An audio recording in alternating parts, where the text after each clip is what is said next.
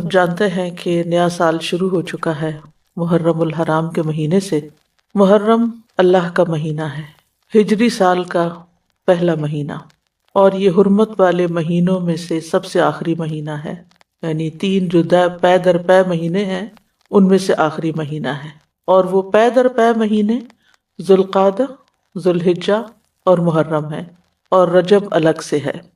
مہینوں کی گنتی کے بارے میں سورۃ التوبہ میں اللہ سبحانہ وتعالیٰ ارشاد فرماتے ہیں، بے شک مہینوں کی گنتی اللہ کے نزدیک اللہ کی کتاب میں 12 مہینے ہیں۔ جس دن اس نے آسمان اور زمین کو پیدا کیا، یعنی اس دن سے اللہ نے 12 مہینے بنائے۔ منہا اربعۃ حرم، ان میں سے 4 حرمت والے ہیں، اور ان مہینوں میں خاص طور پر اپنی جانوں پر ظلم نہ کرو، اس کا حکم دیا گیا۔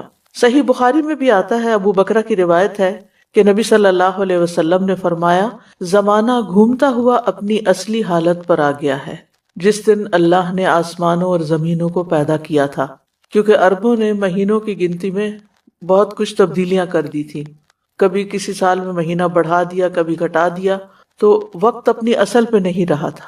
لیکن جس سال نبی صلی اللہ علیہ وسلم نے حج کیا، اس موقع پر یہ فرمایا کہ یہ حج اپنے اصلی صحیح وقت پر اور صحیح تاریخ کے مطابق ہوا ہے۔ فرمایا، زمانہ گھومتا ہوا اپنی اصلی حالت پر آ گیا ہے جس دن اللہ نے آسمانوں اور زمینوں کو پیدا کیا تھا۔ سال 12 مہینوں کا ہے، جن میں 4 مہینے حرمت والے ہیں، 3 تو مسلسل ہیں، یعنی ذوالقعدہ، ذوالحجہ اور محرم، اور ایک رجب مضر جو جمادہ اور شعبان کے درمیان میں ہے۔ تو یہ 4 مہینے جو ہیں یہ حرمت والے ہیں، اور ان کی حرمت میں سب سے اہم چیز یہ ہے کہ انسان حرام کاموں سے بچے۔ ویسے تو انسان کو پوری زندگی ہی غلط کاموں سے بچنا چاہیے، لیکن اللہ سبحانہ وتعالیٰ نے ہماری یاد دہانی کے لیے، ہمیں شوق دلانے کے لیے بعض مہینوں کو بعض پر فضیلت بخشی ہے، اور پھر ان میں خاص کام کرنے کو کہا ہے، جیسے رمضان میں روزے رکھنے سے کا حکم ہے، ذوالحجہ میں حج کرنے کا حکم ہے۔ عربوں کے ہاں رجب میں زیادہ تر عمرہ کیا کرتے تھے، لیکن کوئی خاص اس کی ایسی فضیلت تو نہیں ہے۔ اسی طرح یہ جو 4 حرمت والے مہینے ہیں، ان کا جو خاص حکم ہے وہ یہ کہ ان میں اپنی جانوں پر ظلم نہ کرو۔ یعنی اپنی جان پہ ظلم کرنے کا کیسے ہوتا ہے؟ 2 طرح سے ہوتا ہے۔ ایک تو یہ کہ انسان گناہ کے کام کرے۔ جن مہینوں میں نیک کام کرنے کا ثواب بڑھ جاتا ہے، ان مہینوں میں گناہ کرنے کی سزا بھی زیادہ ہوتی ہے اور اس کی ممانعت بھی زیادہ ہوتی ہے۔ تو بطور خاص، کیونکہ اگر سال کے یہ 4 مہینے انسان اچھی طرح پریکٹس کرے تو پھر باقی مہینوں میں بھی اللہ کی حرمتوں کو پامال نہیں کرے گا۔ اور دوسرا یہ کہ انسان کسی دوسرے پر بھی ظلم نہ کرے، کیونکہ جب انسان دوسرے پر ظلم کرتا ہے تو وہ دراصل اپنے اوپر کرتا ہے، جیسا کہ انسان دوسرے کے ساتھ احسان کرتا ہے تو وہ دراصل اپنے اوپر کرتا ہے۔ قرآن مجید میں آتا ہے، ان احسنتم احسنتم لانفسکم، اگر تم نے نیکی کی، احسان کیا تو اپنی جان پر کیا۔ یعنی بظاہر ایسا لگتا ہے کہ جیسے انسان دوسرے کو فیور دے رہا ہے، لیکن حقیقت میں وہ اس کے اپنے لیے ہی بہتر ہوتا ہے۔ محرم کو اللہ کا مہینہ قرار دیا گیا ہے، یہ اس مہینے کے فضائل میں سے ہے۔ نبی صلی اللہ علیہ وسلم نے اس کے بارے میں فرمایا، ان ابی ہریرہ رضی اللہ عنہ قال قال رسول اللہ صلی اللہ علیہ وسلم افضل الصیام بعد رمضان شہر اللہ المحرم۔ یہ صحیح مسلم کی روایت ہے۔ ابو ہریرہ رضی اللہ عنہ کہتے ہیں کہ رسول اللہ صلی اللہ علیہ وسلم نے فرمایا، رمضان کے بعد سب سے افضل روزے اللہ کے مہینے محرم کے ہیں، یعنی اس مہینے میں خاص طور پر روزے رکھنے کا اہتمام کرنا چاہیے، یعنی یہ اس کی خاص عبادت ہے۔ اس مہینے کو شہر اللہ المحرم کہہ کر شرف دیا گیا ہے، یعنی اللہ تعالیٰ نے اس کو اپنی طرف منسوب کیا کہ یہ اللہ کا مہینہ ہے۔ اس سے اس مہینے کے شرف اور فضیلت پر دلیل ملتی ہے۔ اللہ سبحانہ وتعالیٰ اپنی خاص مخلوقات کو اپنی طرف منسوب کرتا ہے، جیسے اللہ سبحانہ وتعالیٰ نے محمد صلی اللہ علیہ وسلم کو، ابراہیم علیہ السلام کو، اسحاق علیہ السلام کو، یعقوب علیہ السلام کو اور دیگر انبیاء کو اپنی عبودیت کی طرف منسوب کیا ہے، یہ اللہ کے بندے ہیں، ان کو اپنا بندہ قرار دیا ہے۔ اسی طرح خانہ کعبہ کو اللہ تعالیٰ نے بیت اللہ کہا ہے، اللہ کا گھر۔ اسی طرح قوم سمود کی اونٹنی کو اللہ تعالیٰ نے ناقۃ اللہ کہا، اللہ کی اونٹنی۔ تو جس چیز کو اللہ تعالیٰ اپنی طرف منسوب کرے وہ اس کی خاص عزت اور تشریف کی وجہ سے ہوتا ہے، یعنی اس کی خاص امپورٹنس کی وجہ سے ہوتا ہے۔ اگرچہ حرمت والے مہینے 4 ہیں، لیکن ان میں سے سب سے افضل، ان چاروں میں سے پھر افضل جو ہے وہ محرم ہے۔ حسن بصری رحمۃ اللہ علیہ کہتے ہیں کہ حرمت کے مہینوں میں سے بھی سب سے افضل مہینہ محرم کا ہے۔ اگر دیکھا جائے تو سال کا آغاز اور اختتام دونوں ہی حرمت والے مہینوں سے ہوتے ہیں۔ حسن بصری کہتے ہیں کہ اللہ نے سال کو حرمت والے مہینے سے شروع کیا، یعنی محرم سے شروع کیا، اور سال کا اختتام بھی حرمت والے مہینے کے ساتھ کیا، یعنی ذوالحجہ کے ساتھ۔ اور پھر اللہ کے نزدیک ہجری سال میں رمضان کے بعد محرم سے زیادہ اور کوئی مہینہ عظمت والا نہیں۔ تو اس سے آپ اندازہ لگا سکتے ہیں کہ اس مہینے کی کتنی فضیلت ہے۔ اور محرم میں سے بھی پہلے 10 دن زیادہ فضیلت کے ہیں۔ سلف صالحین 3 اشروں کی تعظیم کیا کرتے تھے۔ ابو عثمان نہدی رحمہ اللہ کہتے ہیں کہ سلف صالحین 3 اشروں کی تعظیم کرتے تھے: رمضان کے آخری 10 دن، ذوالحجہ کے پہلے 10 دن اور ماہ محرم کے پہلے 10 دن۔ یعنی یہ 3 جیسے دھاکے جن کو کہتے ہیں، یعنی 10 دن پر مشتمل دن، یہ باقی دنوں کی نسبت زیادہ اہمیت کے حامل ہیں۔ حرمت والے مہینوں میں خاص طور پر ظلم کی ممانعت ہے۔ اللہ سبحانہ وتعالیٰ نے ان مہینوں میں جان پر ظلم کرنے سے منع کیا، فرمایا فَلَا تَظْلِمُوا فِيهِنَّ أَنفُسَكُمْ۔ لہٰذا ان مہینوں میں خاص طور پر اس چیز کا اہتمام کرنا ضروری ہے، یعنی حرمت والے مہینوں میں ظلم کی سنگینی کا ذکر ہے، یعنی اس میں ظلم کرنا، کسی بھی انسان پر، کسی جاندار پر، کسی بھی چیز پر کسی کا بھی حق نہ دینا، یہ زیادہ بڑا گناہ ہے، یعنی دوسرے مہینوں کی نسبت۔ اگرچہ سارا سال ہی منع ہے، ہر حال میں ہی ظلم سنگین ہوتا ہے، لیکن ان مہینوں میں بطور خاص منع کیا گیا ہے۔ پھر ایک اور بات یہ ہے کہ محرم کے مہینے میں خاص عبادت جو ہے وہ روزے رکھنے کی ہے۔ تو اس مہینے میں اللہ کی توفیق سے اگر ممکن ہو تو کثرت سے روزے رکھنا مستحب ہے۔ روزوں کے اعتبار سے رمضان کے بعد سب سے افضل مہینہ ہے۔ صحیح مسلم کی روایت ہے، ابو ہریرہ کہتے ہیں کہ رسول اللہ صلی اللہ علیہ وسلم نے فرمایا، رمضان کے بعد سب سے افضل روزے اللہ کے مہینے محرم کے ہیں۔ ابن رجب کہتے ہیں کہ یہ حدیث اس معنی میں واضح اور صریح ہے کہ رمضان کے بعد نفلی روزوں میں افضل ترین روزے اللہ کے مہینے محرم کے روزے ہیں، اور یہ سب نفلی روزے ہیں۔ فرض روزوں سے پہلے محرم میں روزے رکھے جاتے تھے، پھر جب فرض روزے رمضان میں ہو گئے تو پھر محرم کے روزے جو ہیں وہ نفلی ہو گئے۔ نبی صلی اللہ علیہ وسلم صرف شعبان میں کثرت سے روزے رکھتے تھے۔ عائشہ رضی اللہ تعالیٰ عنہا روایت کرتی ہیں کہ نبی صلی اللہ علیہ وسلم شعبان کے مہینے سے زیادہ کسی اور مہینے میں نفلی روزے نہیں رکھتے تھے، مطلب آپ نے محرم کا سارا مہینہ روزے نہیں رکھے یا شعبان سے زیادہ نہیں رکھے۔ اسی طرح صحیح بخاری کی روایت ہے، ابن عباس کہتے ہیں نبی صلی اللہ علیہ وسلم نے رمضان کے سوا کبھی پورا 1 مہینہ روزے نہیں رکھے۔ تو اگرچہ اس مہینے کے روزے افضل ہیں، لیکن پورا مہینہ رکھنے کی ضرورت نہیں ہے۔ آپ روزے رکھتے حتیٰ کہ کہنے والا کہتا واللہ آپ کبھی افطار نہیں کریں گے، یعنی مسلسل رکھتے چلے جاتے تھے، اور افطار کرتے یعنی چھوڑ دیتے روزے رکھنا، حتیٰ کہ کہنے والا کہتا اللہ کی قسم آپ کبھی روزے نہیں رکھیں گے۔ یعنی تو اس میں آپ کا جو پیٹرن تھا مسلسل تسلسل کے ساتھ روزے رکھنے کا، وہ ہمیشہ کے لیے نہیں ہوتا تھا۔ اور یہ کیوں نہیں کیا آپ نے؟ اس لیے نہیں کہ آپ کے اندر طاقت نہیں تھی، اس لیے کہ امت کے لیے مشکل نہ ہو، کیونکہ امت میں بہت سارے لوگ ایسے ہوتے ہیں جو نبی صلی اللہ علیہ وسلم کی ہر بات کو کاپی کرنا چاہتے ہیں، ہر بات کو، ہر سنت کی پیروی کرنا چاہتے ہیں، تو پھر یہ چیز مشکل ہو جاتی۔ اب سوال یہ پیدا ہوتا ہے کہ نبی صلی اللہ علیہ وسلم محرم کی بجائے شعبان میں کثرت سے روزے کیوں رکھتے تھے؟ علماء کو اس مسئلے میں اشکال ہوا ہے کہ اگر محرم زیادہ افضل ہے تو آپ شعبان میں کیوں زیادہ روزے رکھتے؟ کہ آپ نے صراحت کے ساتھ یہ فرمایا کہ ماہ محرم کے روزے جو ہیں وہ افضل ہیں، تو اس میں بعض علماء یہ کہتے ہیں کہ شاید آپ کو محرم کی فضیلت کا علم زندگی کے آخری ایام میں ہوا، یعنی شروع سے نہیں یہ بات بتائی گئی۔ اور یہ بھی ہو سکتا ہے کہ اس مہینے میں آپ کو کئی عذر پیش آ جاتے تھے جس کی وجہ سے آپ یہ روزے نہیں رکھ سکتے تھے، جیسے سفر ہے یا بیماری کا لاحق ہونا ہے، لیکن چونکہ آپ نے فرما دیا ہے کہ یہ افضل ہے تو بہرحال یہ افضل ہے، یعنی اس مہینے میں روزے رکھنا۔ اور اس مہینے میں سے بھی خاص طور پر 10ویں تاریخ کا روزہ رکھنا۔ جمہور علماء کے نزدیک عاشورہ محرم کا 10واں دن ہے، اور اس دن روزہ رکھنا جو ہے وہ مستحب ہے۔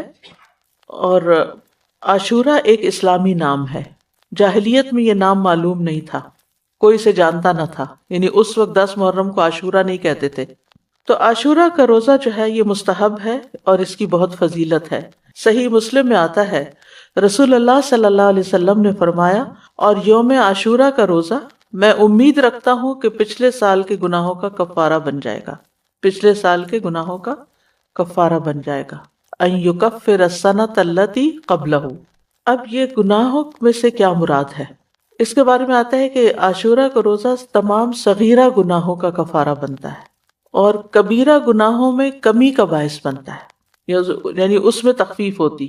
کبیرہ گناہوں کا کفارہ نہیں بنتا، مثلا اگر کسی نے کسی کو قتل کر دیا، اللہ نہ کرے، یا اسی طرح کوئی شراب پیتا ہے یا کوئی زنا کرتا ہے یا کوئی اور اس طرح کے بڑے بڑے گناہوں کے کام کرتا ہے اور وہ کہے کہ میں عاشورہ کا روزہ رکھ لوں گا اور میرا سب کچھ معاف ہو جائے گا، تو ایسا نہیں ہے۔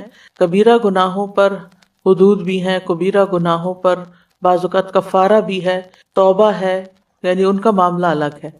لیکن چھوٹے چھوٹے گناہ جو انسان سے ہو جاتے ہیں، کوتاہیاں ہو جاتی ہیں، غفلتیں ہو جاتی ہیں، تو ان کا کفارہ جو ہے وہ 10 محرم کے روزے سے ہوتا ہے، 1 سال کا۔ اور اگر کسی کے اعمال نامے میں صغیرہ گناہ نہ ہو، خوش قسمت ہو، تو پھر اس کے اعمال نامے میں اس روزے کے بدلے نیکیاں لکھ لی جاتی ہیں اور اس کے درجات بلند کر دیے جاتے ہیں۔ اور پھر اگر کسی کا کوئی ایک آدھ کبیرہ گناہ ہو، جیسے والدین کو ستانا ہے یا کوئی اور اس طرح کے کام ہے، یا غیبت کر لی کسی نے، کسی پہ الزام لگا دیا ناسمجھی میں، کچھ ہوتے ہیں جان بوجھ کے کرنا، کچھ ہوتے ہیں کہ ایسی منہ سے بات نکل جاتی، یعنی آپ کا ارادہ نہیں تھا کہ کسی کی آپ برائی کریں، لیکن کسی نے آپ کے سامنے کسی کی شکایت کی تو آپ نے بھی کوئی ساتھ جملہ بول دیا۔ کئی دفعہ ایسے ہوتا ہے نا کہ ہاں وہ تو ہے ہی ایسا، آپ نے تائید کر دی، تو اب بہرحال آپ نے کسی کی برائی تو کر ہی دی۔ تو ہو سکتا ہے کہ کسی کے اعمال نامے میں بہت زیادہ ایسی چیزیں نہ ہوں، خال خال کبھی کبھار کی ہوئی ہوں، تو پھر امید کی جا سکتی ہے کہ اس کے لیے یہ ان گناہوں سے بھی کفارے کا باعث بنے گا۔ جی obviously، یعنی کہ جو سننے والا اور ہاں میں ہاں ملانے والا ہے وہ اس کے ساتھ شریک ہو جاتا ہے گناہ میں۔ پھر اہل و عیال اور اپنے ماتحت لوگوں کو بھی اس دن روزہ رکھوانا چاہیے، یعنی صرف آپ خود ہی نہ رکھ لیں، اپنے بچوں کو بھی کہیں، گھر میں بھی بتائیں، رشتہ داروں کو بتائیں، اوروں کو بھی قائل کریں۔ یعنی انسان کو چاہیے کہ اپنے اہل و عیال اور جن لوگوں کی ذمہ داری اس پہ عائد ہوتی ہے ان کے بارے میں اس روزے کے حوالے سے خاص خیال رکھیں، سحری کے لیے ان کو جگائیں، ان کو سحری بنا کے دیں، ان کو روزہ رکھنے پر مدد کریں، تو ان کا بھی ثواب آپ کو مل جائے گا۔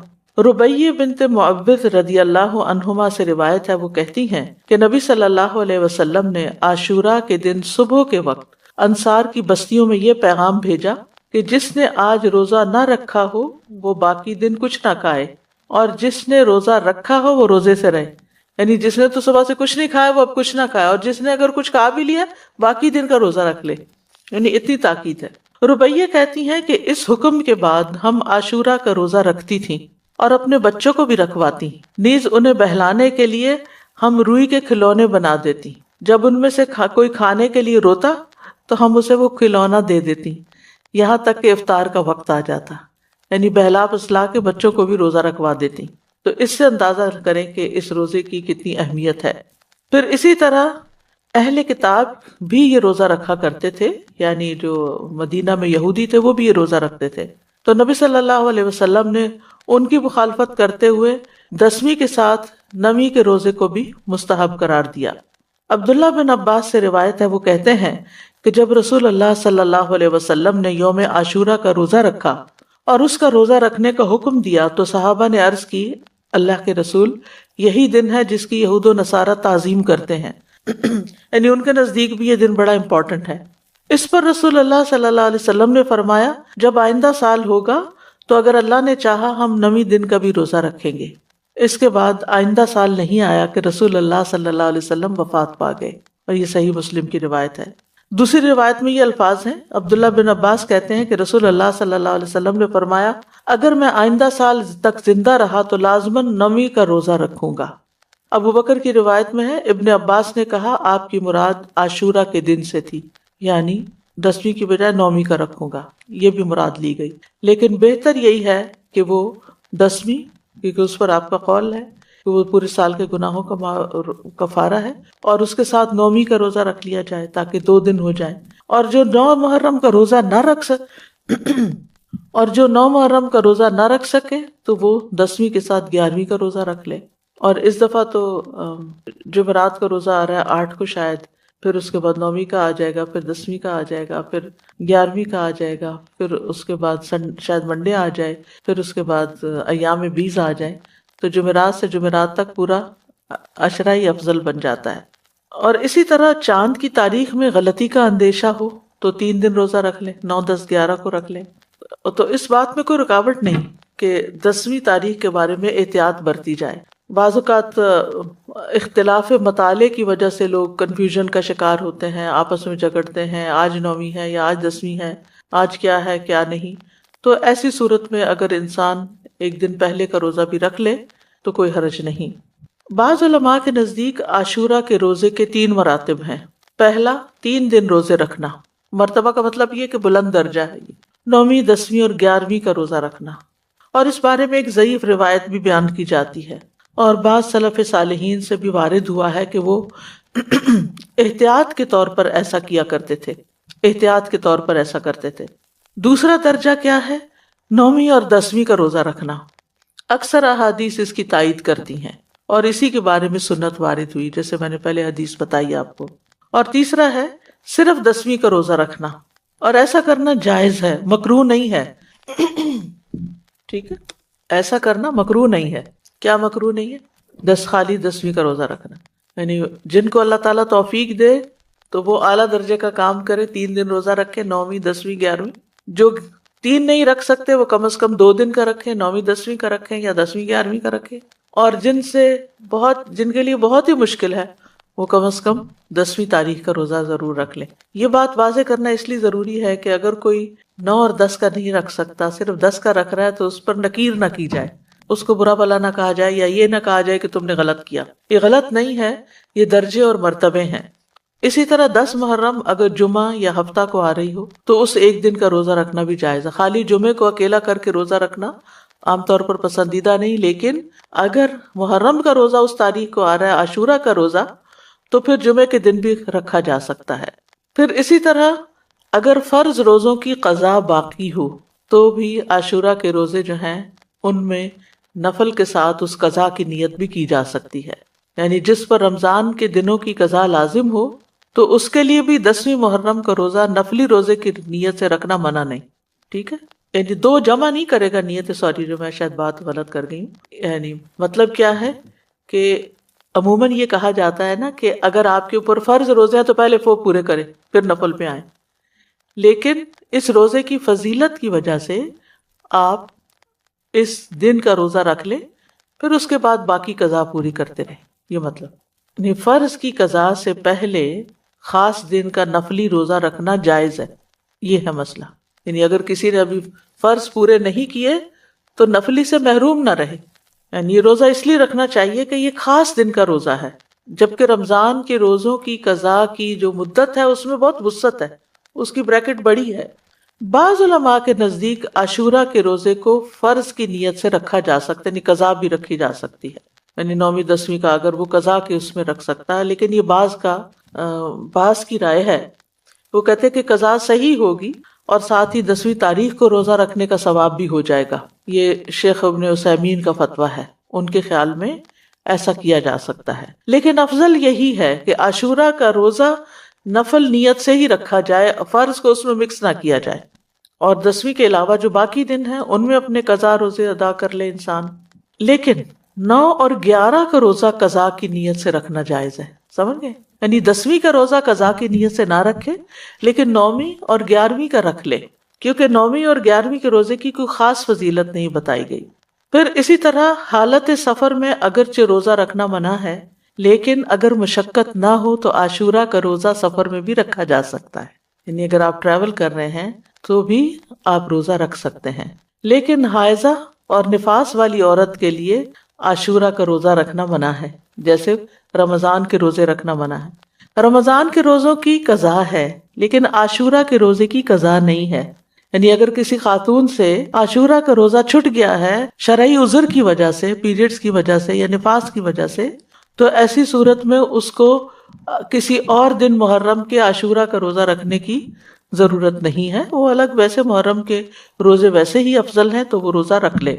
ابو موسیٰ سے روایت ہے، وہ کہتے ہیں رسول اللہ صلی اللہ علیہ وسلم نے فرمایا، جب آدمی بیمار ہوتا ہے یا سفر کرتا ہے تو وہ جس قدر عبادات بحالت اقامت اور دوران صحت میں کرتا تھا اس کے لیے وہ سب لکھ دی جاتی ہیں.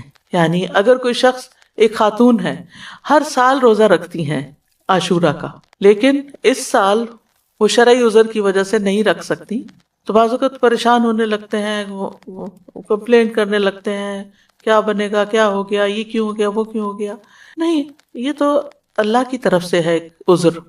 آپ نے خود اپنے آپ، یعنی کہ کوئی بھی خاتون خود اپنے ایام تو نہیں شروع کر سکتی. تو اللہ کا ایک طریقہ ہے، ایک فطری طریقہ ہے، اور اس کو اپنے وقت پر ہی جب اللہ کا حکم ہوتا ہے شروع ہونا ہوتا ہے.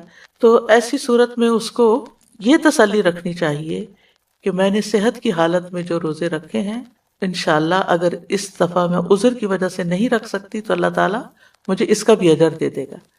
اس سے ایک بات یہ پتہ چلتی ہے کہ صحت کی حالت میں انسان کو جتنی نیکیاں ہو سکے کر لینی چاہیے تاکہ بیماری کے دنوں میں ان کا اجر لکھا جاتا رہے. یعنی انسان کو صحت کی حالت میں نیکیوں کا حریص ہونا چاہیے، اپنے معمولات بنانے چاہیے. یہ نہیں ہیپیزرلی کبھی کچھ کر لیا کبھی کچھ کر لیا، نہیں. جیسے انسان کوشش کر کے جیسے تہجد کی عادت ڈالے، صلاۃ الضحیٰ کی عادت ڈالے، دن میں اذکار کرنے کی عادت ڈالے، اپنی تلاوت کی عادت ڈالے. یعنی ہر روز ایک مخصوص حصہ جو ہے ورد یومی جس کو کہتے ہیں، وہ ہر صورت اپنا ادا کرنے کی کوشش کرے. نمازوں کے بعد کی سنتوں کی پابندی کرے. تو پھر اگر وہ بیمار ہو جاتا ہے اور بیٹھ کے نماز پڑھ رہا ہے اور اشاروں سے پڑھ رہا ہے تو انشاءاللہ جو وہ اپنی صحت کے دنوں میں جیسے وہ پڑھا کرتا تھا اس کے مطابق اس کو اجر مل جائے گا. تو صحت کو بیماری سے پہلے غنیمت جانے اور اس میں اچھی عادتیں اپنائیں، دینی اعتبار سے بھی سستی نہ کریں کہ انسان اور کاموں میں لگا رہے اور نمازوں کی پرواہ نہ کرے یا عبادات سے غافل رہے تو صرف دنیا کے پیچھے بھاگتا رہے. نہیں، عام دنوں میں، صحت کے دنوں میں انسان پابندی کرے تاکہ اس کا اجر محفوظ ہو جائے. کیونکہ اگر کوئی زندہ رہتا ہے تو بڑھاپا تو آنا ہی آنا ہے اور بڑھاپے کی کمزوریاں بھی لاحق ہونی ہے. یہ الگ بات ہے کہ کچھ لوگوں کو اللہ سبحانہ و تعالیٰ ایسی توفیق دیتا ہے کہ وہ بڑھاپے میں بھی اپنی عبادت جاری رکھتے ہیں، بلکہ وہ جوانی سے بھی زیادہ اس میں عبادت کرتے ہیں کہ اب فرصت ہو گئی، فراغت ہو گئی، اور یہ اللہ ہی کی توفیق سے ہوتا ہے. تو عام دنوں میں جو کی جانے والی عبادت ہے اس کو انسان شوق سے کرے، تو پابندی کے ساتھ کرے، چھوٹی چھوٹی باتوں پر ان چیزوں کو چھوڑ نہ دے. عاشورہ کا روزہ پہلے فرض تھا، بعد میں اس کی فرضیت منسوخ ہو گئی تھی، مستحب ہو گیا تھا. حضرت عائشہ کہتی ہیں کہ رمضان کے روزے فرض کیے جانے سے پہلے رسول اللہ صلی اللہ علیہ وسلم عاشورہ کے روزے کا حکم دیا کرتے تھے. اس کے بعد جب رمضان کا مہینہ فرض کر دیا گیا تو جو چاہتا عاشورہ کے دن روزہ رکھ لیتا اور جو چاہتا نہ رکھتا. نبی صلی اللہ علیہ وسلم نے اس دن کو روزہ رکھنے کو پسند کیا، اسی لیے اس کو مستحب کہا جاتا ہے، پسندیدہ. معاویہ بن ابی سفیان کہتے ہیں، میں نے رسول اللہ صلی اللہ علیہ وسلم سے اس دن کے بارے میں سنا. آپ فرما رہے تھے یہ عاشورہ کا دن ہے، اللہ نے تم پر اس کا روزہ فرض نہیں کیا.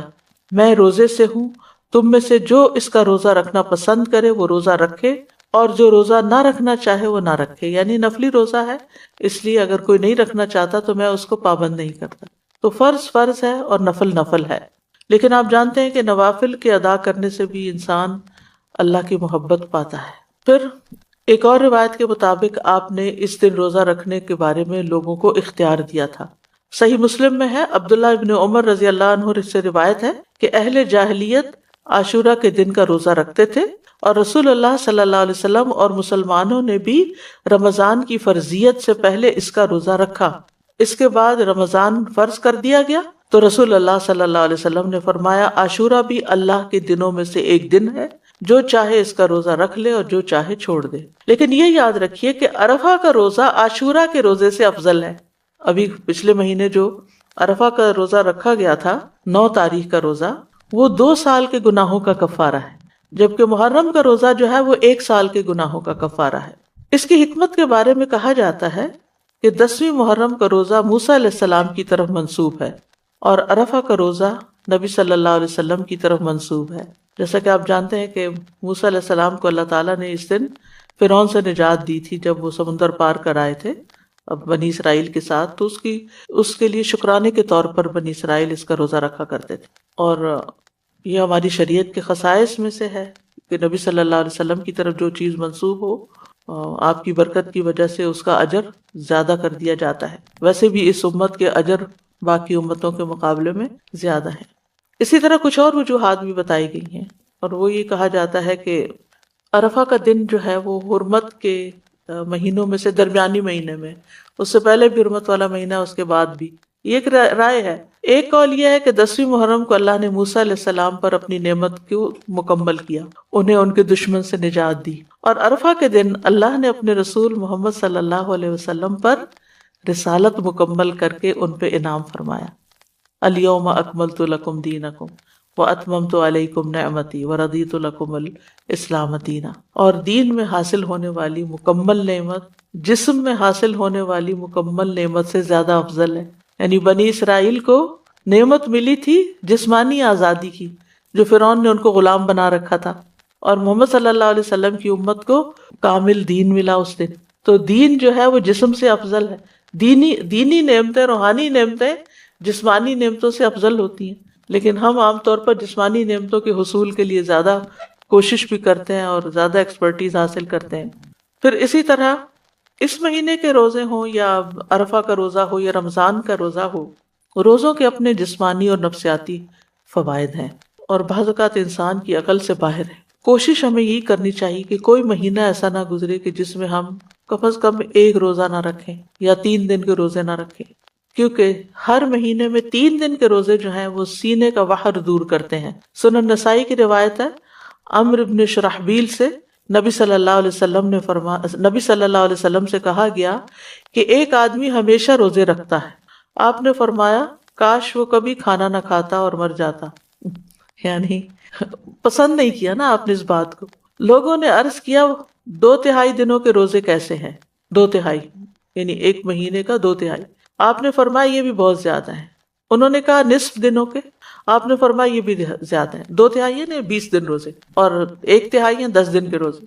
پھر فرمایا میں تمہیں وہ روزے نہ بتاؤں جو سینے کا کینہ، دل کے مفاسد دور کرنے کے لیے کافی ہیں؟ ہر ماہ میں 3 دن کے روزے، تو ہر ماہ میں 3 دن کے روزے ایام 20 کے روزے ہو سکتے ہیں، یا آپ سوموار جمعرات میں سے کوئی ہر ہفتے ایک کر کے، یعنی ویسے تو 4 ہفتے بنتے لیکن 3 ہفتے لے لیجئے اور ایک روزہ ان دنوں میں سے کسی دن رکھ لیجئے۔ ہر مہینے کے 3 روزوں کا جو اجر ہے وہ بہت زیادہ ہے۔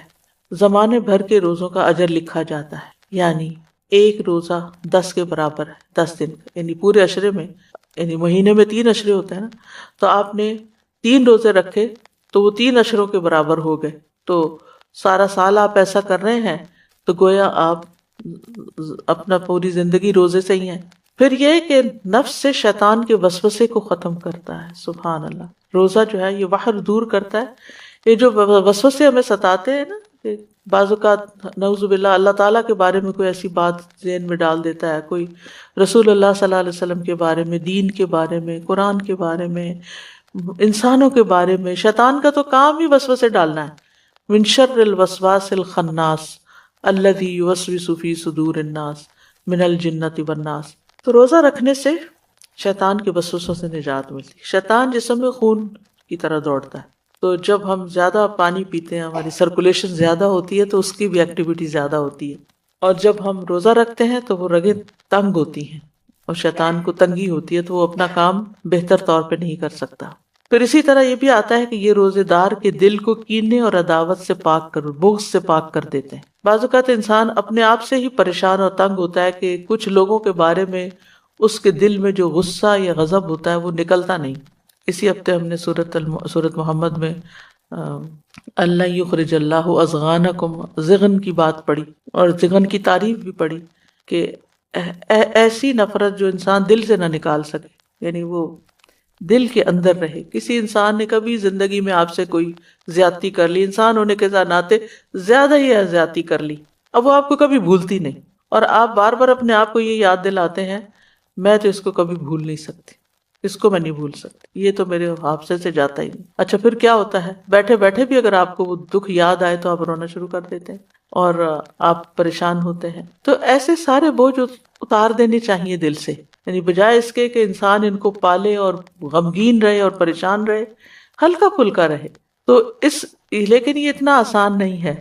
اس میں ایک تو یہ ہے کہ انسان اپنے آپ کو پازیٹیو سٹروکس دے کہ میں اس کو میں نے معاف کر دیا، میں معاف کر دوں گی، میں اپنے دل سے نکال دوں گی، مجھے اس سے کچھ لینا دینا نہیں، مجھے اس کا بدلہ نہیں لینا، میں اس کو معاف کر رہی ہوں، اللہ مجھے معاف کر دے، میں اپنے دل سے نکال رہی ہوں۔ یعنی باقاعدہ پھر وہ امیج بنتے ہیں کہ نکال دیا نکال دیا نکال دیا۔ اور اس میں مدد آپ کو روزے دیں گے، یعنی روزے آپ کو مدد دیں گے کہ آپ ان مصیبتوں سے باہر نکلیں۔ پھر یہ روزے دل کو نرم کرتے ہیں، سختی ختم کرتے ہیں، پریشانی اور کدورت کو دور کرتے ہیں، سینے کو خوشی سے بھر دیتے ہیں۔ یعنی انسان کے جسم کے اندر کچھ ہارمونز ایسے پروڈیوس ہوتے ہیں کہ جو اس کی تکلیف کو دور کرتے ہیں، نہ صرف جسمانی بلکہ اس کے ساتھ ساتھ پریشانی بھی دور ہوتی ہے۔ دل کے غم اور رنجیدہ ہونے کا مؤثر علاج ہے، یعنی جس کا دل اکثر غمگین رہتا ہو، اٹھتے بیٹھتے کبھی کسی کی یاد ستائے، کبھی کسی کا رویہ ستائے، تو اس کو یہ پریکٹس شروع کرنی چاہیے، یعنی روزے رکھنے چاہیے۔ اور اب تو بہت سی اس پہ تحقیقات بھی ہو چکی ہیں کہ بہت سے امراض کے لیے، جسمانی امراض کے لیے، فزیکل علاج کے لیے، یعنی فزیکل ایلمنٹس کے علاج کے لیے روزے جو ہیں یہ بہت فائدہ مند دیتے ہیں۔ لیکن خاص طور پر 3 روزے مہینے کے جو ہیں سینے کا وحر دور کرتے ہیں، وسوسہ، کینہ، عداوت، غصہ، کڑنا، جلنا، دل کی سختی، کدورت، یہ ساری چیزیں رفع دفع ہو جاتی ہیں ان روزوں کی برکت سے۔ امام سیوطی جو ہیں وہ نسائی کی شرح میں وحر الصدر جو ہے اس کے بارے میں کہتے ہیں کہ النہایہ ایک لغت کی کتاب ہے، اس کے مصنف کہتے ہیں یہ اس کا کینہ اور یعنی یہ کینے اور وسوسے سے وحر ہوتا ہے۔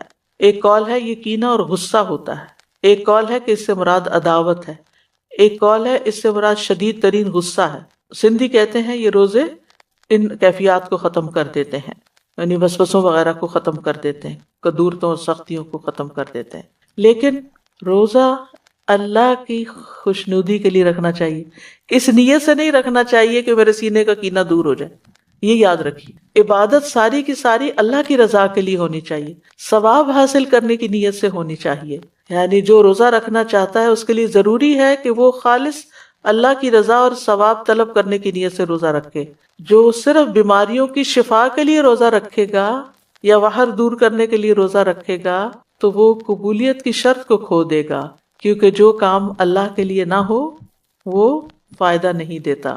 تو بہرحال 10ویں محرم کا دن کی ہم بات کر رہے تھے اور روزے کی بات کر رہے تھے، تو 10ویں محرم کا دن جو ہے ہر دور کے مسلمانوں کے درمیان ایک تعلق بھی قائم کرتا ہے۔ صحابہ نے رکھا، پھر تابعین نے، پھر تبع تابعین نے، پھر امت کے باقی نیک لوگوں نے، پھر آج ہم بھی رکھ رہے ہیں، تو ہم سب کا ایک کنیکشن ہو جاتا ہے، نیکی کے کام میں ایک تعلق ہو جاتا ہے، اور ہمارے جو ایک ایمانی بھائی چارہ ہے اس کو وہ عملاً ثابت کرتا ہے۔ والمؤمنون والمؤمنات بعضهم اولیاء بعض، مومن مرد اور عورتیں ان کے بعض کے دوست ہیں، اور یہ دوستی صرف اپنے زمانے کے لوگوں کے لیے نہیں بلکہ پیچھے سے چلی آ رہی۔